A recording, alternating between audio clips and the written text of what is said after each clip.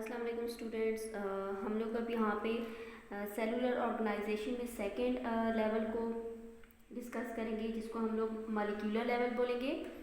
हमने पढ़ा था कि जो बायो एलिमेंट्स होते हैं उनके अंदर सिमिलर एटम्स होते हैं बायो एलिमेंट्स, और इसके अलावा हमने पढ़ा था कि एटम्स के अंदर सब पार्टिकल्स होते हैं जिनको हमने प्रोटॉन, न्यूट्रॉन एंड इलेक्ट्रॉन पढ़ा था। तो यहाँ पे अब हम मॉलिक्यूल्स के बारे में पढ़ेंगे, मॉलिक्यूलर लेवल के बारे में पढ़ेंगे, जिसके अंदर हम लोग ये कह सकते हैं कि बायो एलिमेंट्स कंबाइन करते हैं और वो मॉलिक्यूल्स बनाते हैं। वैसे तो आप लोग कह सकते हैं कि जो बायो एलिमेंट्स होते हैं वो आइसोलेटेड फॉर्म में होते हैं, मतलब वो अलग से मौजूद होते हैं, लेकिन वो एक दूसरे के साथ कंबाइन होना चाहते हैं। कंबाइन वो इस मकसद के लिए होना चाहते हैं ताकि वो एक दूसरे को स्टेबल कर दें। मीन अगर एक इलेक्ट्रॉन, एक हमारे पास एलिमेंट्स है और उसके इर्द गिर्द इलेक्ट्रॉन होते हैं, अगर उसके पास किसी एक इलेक्ट्रॉन की कमी है या ज़्यादा मिकदार होती है तो वो किसी अपने साथी एलिमेंट्स को वो इलेक्ट्रॉन, अगर उसके पास एक्स्ट्रा होगा तो अपने साथी एलिमेंट्स को अपना इलेक्ट्रॉन देगा, या अगर एक एलिमेंट्स के पास इलेक्ट्रॉन की कमी है तो वो किसी दूसरे एलिमेंट से इलेक्ट्रॉन लेने की कोशिश करेगा। और इस तरह से वो क्या होंगे, ख़ुद को एलिमेंट्स क्या करते हैं, स्टेबल करते हैं। इस तरह से वो एक दूसरे के साथ कंबाइन होना चाहते हैं, जुड़ जाते हैं, ताकि वो स्टेबल फॉर्म में आ सकें। एलिमेंट्स खुद को स्टेबल करना चाहते हैं, एक दूसरे के साथ कंबाइन हो जाते हैं, और जब एलिमेंट्स आपस में कंबाइन हो जाते हैं तो उसके रिज़ल्ट में मॉलिक्यूल्स बनते हैं। तो यहाँ पे मैंने एग्जाम्पल में दिया है कि यहाँ पे मैंने एक एटम या आप उसको एलिमेंट कंसीडर कर लें। यहाँ पे असल में ये मैंने एटम ड्रा किया है जिसको मैंने ए का नाम दिया, फिर यहाँ पे दूसरा सेकंड एटम है जिसको मैंने बी दिया। तो हम लोग कह सकते हैं ए रिएक्ट विद द बी, कि ए क्या करेगा, बी के साथ रिएक्शन करेगा, जिसके नतीजे में वो एलिमेंट्स बनाएंगे। हमारे पास ए बी आ जाएगा। यहाँ पर हम इसको कह सकते हैं कि जब एक एलिमेंट्स किसी दूसरे एलिमेंट्स के साथ कंबाइन करेगा तो उसके रिजल्ट में मॉलिक्यूल्स बनेंगे। लेकिन यहाँ पे हम लोग बायो एलिमेंट्स और बायो मॉलिक्यूल्स को बोलेंगे, क्योंकि हम लोग लिविंग थिंग की केमिस्ट्री को पढ़े या लिविंग थिंग्स के अंदर होने वाली रिएक्शंस को पढ़ेंगे।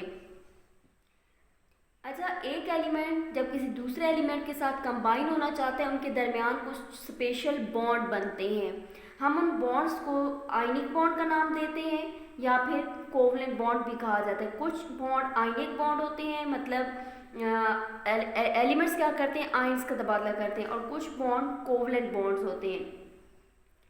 तो नेक्स्ट हम लोग कहेंगे कि जब मॉलिक्यूल्स बनते हैं बायो एलिमेंट्स की मदद से, हम उनको बायो मॉलिक्यूल्स कहते हैं। बायो मॉलिक्यूल्स जो होते हैं वो आगे फर्दर 2 टाइप्स के होते हैं। ये डिपेंड करता है कि उनका मॉलिक्यूलर वेट कितना है। जितना उनका मॉलिक्यूलर वेट होगा उस लिहाज से हम उनकी टाइप्स को डिस्कस करेंगे। एक को हम लोग माइक्रो मॉलिक्यूल्स बोलेंगे, दूसरे कुछ ऐसे भी मॉलिक्यूल्स होते हैं जिनको हम लोग मैक्रो कहेंगे। अब हमें यहाँ पे डिफरेंस का पता होना चाहिए।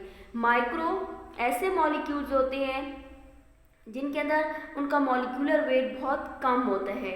इसको सिंपली हम डिफाइन कर सकते हैं कि माइक्रो मॉलिक्यूल्स वो मॉलिक्यूल्स होते हैं that have the low molecular weight, जिसके अंदर हमारे पास वाटर है और उसके साथ साथ ग्लूकोज। ये 2 ऐसे कंपाउंड है हमारे पास जिनका मॉलिक्यूलर वेट बहुत कम है, जिसकी वजह से हम इनको क्या बोलेंगे, माइक्रो मॉलिक्यूल्स।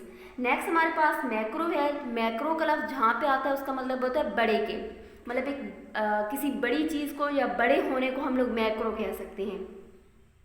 तो मैक्रो के अंदर कुछ ऐसे हमारे पास मॉलिक्यूल्स शामिल होते हैं जिनके अंदर मॉलिक्यूलर वेट उनका ज़्यादा होता है। हमारे पास एग्जाम्पल में स्टार्च है और उसके साथ साथ लिपिड्स हैं। स्टार्च और लिपिड्स हमारे पास वो कंपाउंड हैं जिनका मॉलिक्यूलर वेट बहुत ज़्यादा होता है, जिसकी वजह से हम इनको मैक्रो मॉलिक्यूल्स कहते हैं। तो क्लास एक दफ़ा फिर मैं इसको रिवाइज कर देती हूँ कि बायो एलिमेंट्स जब कंबाइन होते हैं वो बायो मॉलिक्यूल्स बनाते हैं, और बायो एलिमेंट्स के दरमियान बॉन्ड जो होते हैं वो आयनिक बॉन्ड होते हैं या फिर उनके दरमियान कोवलेंट बॉन्ड होते हैं, और इस तरह से हमें मॉलिक्यूल्स या बायो मॉलिक्यूल्स हासिल होते हैं। बायो मॉलिक्यूल्स की 2 टाइप्स हैं, micro molecules and macro molecules. Next हमारे पास लेवल है दैट इज़ ऑर्गेनेली लेवल, या फिर हम इसको कहेंगे सेल लेवल। अच्छा, पहले हमने पढ़ा एटम्स होते हैं एलिमेंट्स के अंदर, एलिमेंट्स मिलते हैं मॉलिक्यूल्स बनाते हैं। अब यहाँ पे हम लोग पढ़ेंगे कि मॉलिक्यूल्स क्या करते हैं, बायोमॉलिक्यूल्स क्या करते हैं, खुद को असेंबल करते हैं। असेंबल का मतलब है आपस में जुड़ते हैं, एक तरतीब हासिल करते हैं और इस तरह से एक ख़ास तरतीब के साथ वो ऑर्गेनेलिज बना देते हैं। ऑर्गेनेलिज को हमने पहले भी डिस्कस किया है कि organelles are the smaller part that are present inside the cell, जिसके अंदर हमने न्यूक्लियस को भी किया था, इसके अंदर हमने सेंट्रियोल्स को भी पढ़ा था, मुख्तलिफ हमने स्ट्रक्चर्स पढ़े थे जो सेल के अंदर पाए जाते हैं। मैंने आपको सेल को या सेल की ऑर्गेनेलिज को समझाने के लिए बोला था कि सेल के अंदर के जो छोटे हिस्से होते हैं उनको हम लोग ऑर्गेनेलिज कहते हैं। इस तरह से जब बायोमॉलिक्यूल्स मिलकर ऑर्गेनेलिज बनाते हैं, ऑर्गेनेलिज मिलकर एक सेल बनाते हैं। ऑर्गेनेलिज के बनने को हम ऑर्गेनेलिज लेवल कह सकते हैं और ऑर्गेनेलिज के मिलने की वजह से जब हमारे पास एक सेल डेवलप होता है या सेल बनता है तो हम उसको सेल लेवल बोलेंगे। सेल क्या करते हैं, फिर अपने ख़ास किस्म के फंक्शंस परफॉर्म करते हैं, क्योंकि हर सेल का हमारे बॉडी के अंदर अपना एक मखसूस फंक्शन होता है। नेक्स्ट हम लोग इसी टॉपिक को कंटिन्यू रखेंगे जिसके अंदर हम ये पढ़ेंगे कि सेल जब बन जाता है उसको हम लोग सेलुलर लेवल कह रहे हैं। अब सेल्स क्या करते हैं, हो सकता है एक सेल किसी जानदार की बॉडी को बना दे, तो कुछ ऑर्गेनिज्म ऐसे होते हैं जिनकी बॉडी सिर्फ एक सेल पर कॉन्सिस्ट करती है। सिंगल सेल से ही कुछ जानदारों की बॉडी कंप्लीट हो जाती है। हमारे पास एग्जांपल है बैक्टीरिया और फंजाई की, जिनका जिस्म सिर्फ एक फंजाई की या फिर हमारे पास वायरस की एग्जांपल है। ये वो जानदार हैं जिनका जिस्म सिर्फ एक सेल से कंप्लीट हो जाता है। लेकिन कुछ जानदार ऐसे हैं जिनका जिस्म एक सेल से बना हुआ नहीं होता, बल्कि उनके अंदर एक से ज़्यादा कई सेल्स होते हैं, जिनको हम कह सकते हैं there are the trillions of the cell in some body parts of the organisms.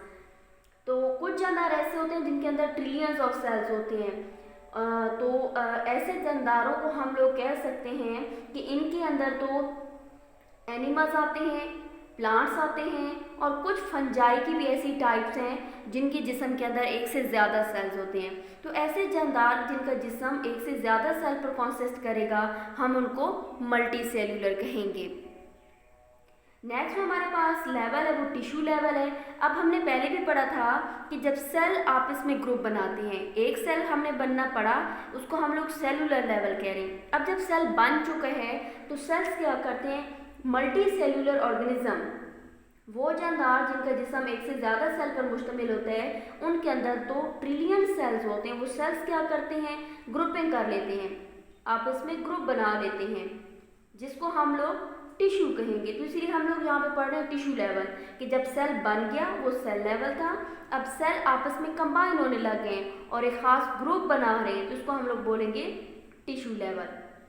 जब ये टिश्यू बन जाता है तो टिश्यू भी अपने काम में मखसूस होते हैं, वो कुछ ख़ास किस्म के फंक्शन परफॉर्म कर सकते हैं हमारी बॉडी के अंदर। तो इसको डिफ़ाइन भी करेंगे कि हम बोलेंगे tissue is a group of specialised cell that can perform the specialised function.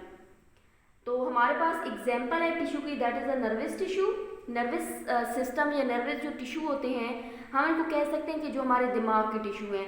अब ये दिमाग के जो टिश्यू हैं वो ख़ास किस्म का काम करते हैं ताकि वो बॉडी के एक हिस्से से किसी दूसरे हिस्से तक मैसेज को पहुंचा सकें। नेक्स्ट हम लोग एग्जाम्पल ले सकते हैं मस्क्यूलर टिश्यू की। मस्क्यूलर टिश्यू क्या करते हैं, हमारी बोन्स को हरकत करने में मदद देते हैं। हम कह सकते हैं कि जो हमारे मसल्स के टिश्यू होते हैं, मतलब हमारे गोश्त और हमारे पट्ठों के जो टिश्यू होते हैं उनको मस्क्यूलर टिश्यू कहते हैं। और मस्क्यूलर टिश्यू का काम होता है हमारी हड्डियों को मोड़ना और हमें हरकत देने में मदद देना। तो एक दफ़ा मैं इसको रिवाइज़ कर देती हूँ कि हम लोगों ने सबसे पहले सब एटॉमिक लेवल पढ़ा, फिर हमने एटॉमिक लेवल पढ़ा, उसके बाद हमने एलिमेंट्स को पढ़ा, एलिमेंट्स के बाद हमने मॉलिक्यूल्स को पढ़ा, मॉलिक्यूल्स के बाद क्या हो जाता है, ऑर्गेनेलिज बन जाती हैं, उसको ऑर्गेनेलिज लेवल कहते हैं। ऑर्गेनेलिज मिलके सेल बना देती हैं तो वो सेल लेवल आ जाता है। सेल लेवल के बाद जब सेल आपस में कंबाइन होके टिश्यू बना देते हैं तो हम इसको टिश्यू लेवल कहेंगे।